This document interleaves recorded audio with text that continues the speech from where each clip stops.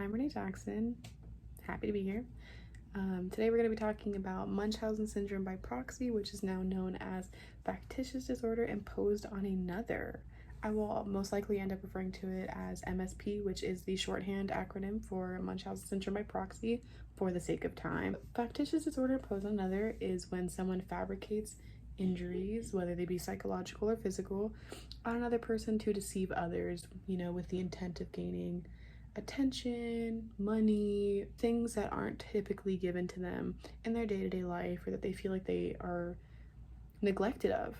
Munchausen syndrome was diagnosed for the first time in 1951, but the first by proxy diagnosis wasn't until 1977, which is actually a good amount of time later. By proxy actually means through a substitute, which is why Munchausen syndrome by proxy is actually described as a form of child abuse as well as a mental disorder, because through a substitute typically tends to be between parents and a child, and a nurturing relationship like that taken to a different degree.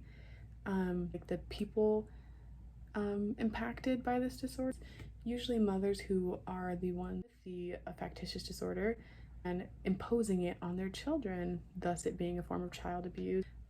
It's estimated that less than 1% of patients in the clinical setting will be diagnosed with factitious disorder because it is a deceitful disorder. It's a disorder that is based around lying. That being said, it is common amongst parents. The most commonly diagnosed cases is within mothers, between the ages of 30 to 40, and older white fathers above the age of 40.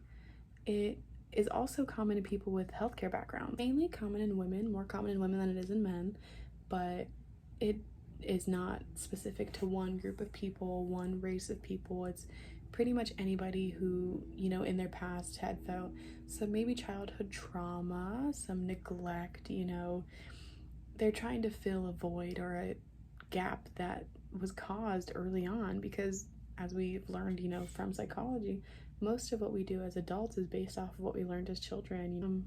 The signs and symptoms of this disorder are actually slightly difficult, because not only are you looking for the signs in the person suspected of having factitious disorder, you're also analyzing the victim of their actions as well, whoever that may be.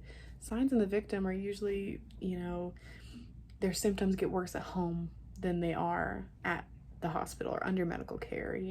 Their test results don't correlate with what the parent is saying or the caregiver is saying, and a long history of hospitalizations. If this person is being consistently checked in and out, clearly something could be wrong, something could be a little fishy, it could be a little suspect, and that's what it is suspicion. This is a very suspicious disorder because, again, it's based around lying. Signs in the caretaker are, they make themselves appear more humble, they make themselves appear more self-sacrificing than they are. They really care about other people's perception of them and the person that they are inflicting the abuse on. Refusal to leave the victim alone with others, not letting them talk for themselves, because you run the risk of exposing yourself. You run the risk of exposing the lies that you've told. They won't let the victim be alone for that reason, because of the fear that instills, as well as speaking for the victim and exaggerating their symptoms. Those are very telltale signs that you can find in the perpetrator. The current ways that they're being treated for this disorder is through therapy. As it is with, most mental disorders, therapy will most likely be the first form of treatment. I do agree with this. I understand, I also recommend maybe family therapy to attempt to mend the bonds broken by this trauma. What I would recommend, as a different form of treatment, would be like a personal growth regime, let's say.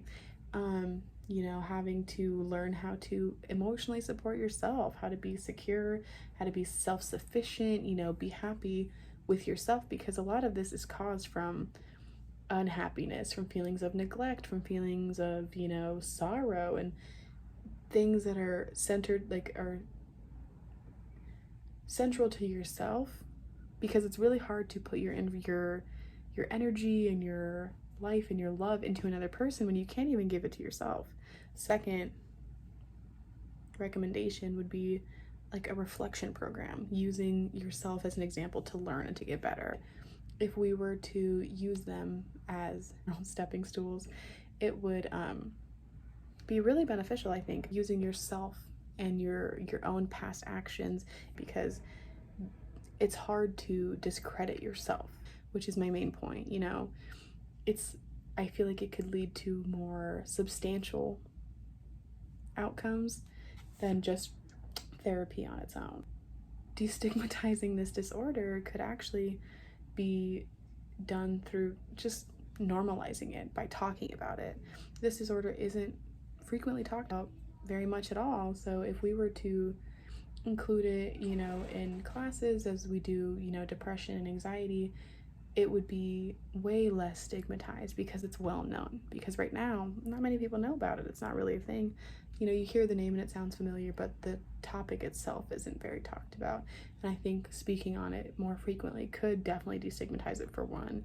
But secondly, I think if we were to include it in media more, if we were to include it in books more, as we do, you know, the major disorders like bipolar disorder and, you know, multiple personalities, as we see in TV more frequently, it's discouraging to people who might feel that they have Munchausen syndrome by proxy to not see it represented as frequently as other disorders are. So I feel like if it was more central in the media and more common, it would definitely remove a lot of the stigma that people feel when they get diagnosed. So this has been a very interesting topic for me, and I hope it was interesting for the rest of you guys as well.